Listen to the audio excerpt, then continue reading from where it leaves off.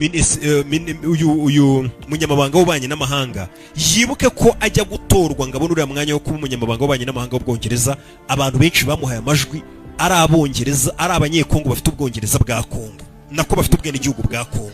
Ni abongereza na abanyekongo bafite ubwene igihugu bwa Kongo. Sikegariwe ni abanyekongo bafite ubwene igihugu.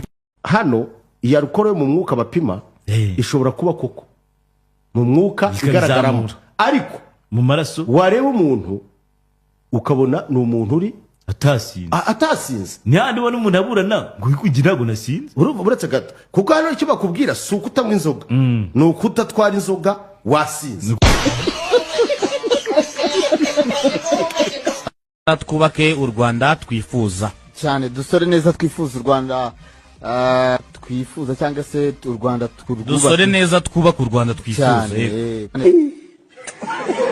A few moments later. Ubusa hagati y'ikipe y'u Rwanda ndetse n'Amavubi, hagati y'ikipe y'u Rwanda ndetse n'Amavubi, ariko hari ntashonje.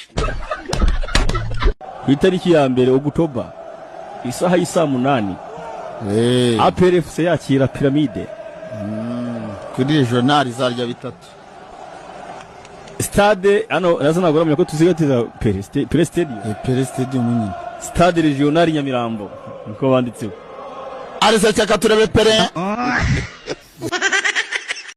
vugo turi kumwe, ari kumwe n'umuyobozi w'akarere ka Meya, ari kumwe n'umuyobozi w'akarere ka Meya.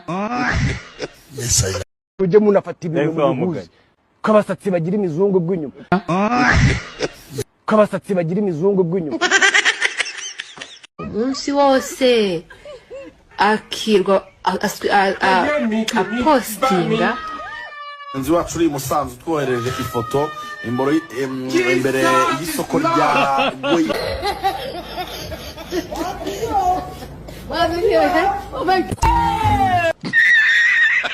tumiwe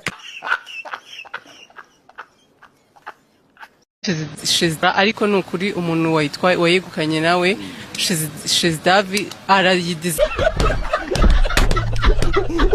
Banza wumve amafaranga nasinye na Tom Transfers na amafaranga yitwa madinari. Mbahaye ikizami mwese hano muva mugende ni mumara kumenya uko idinari rivunja, muzongera dukore press conference nitwongera.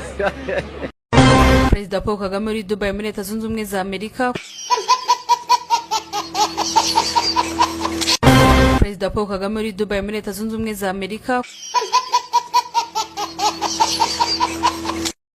Uti kubera iki muri hano twazindukiye hano nkuko murimo kubibona mu mashusho, iyo ni imodoka ya Toxique.